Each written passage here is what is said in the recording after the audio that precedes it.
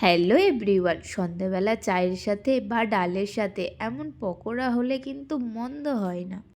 প্রথমে বাঁধাকপি, বিট আর গাজর ভালো করে ঝিরি করে কেটে নিয়েছি।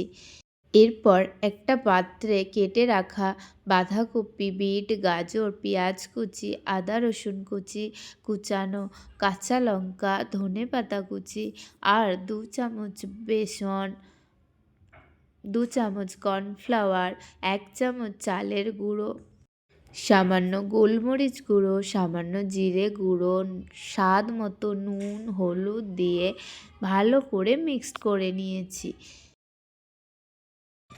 অল্প জল দিয়ে বেশ ঘন ব্যাটার বানিয়ে নেব।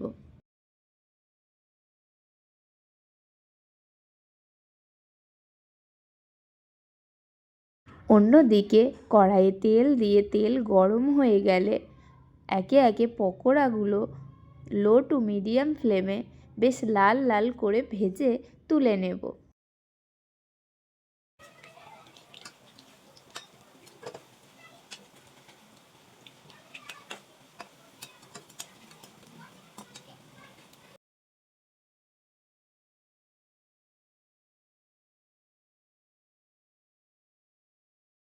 সন্ধেবেলা মুড়ি চানাচুর চায়ের সাথে জমে যাবে কিন্তু।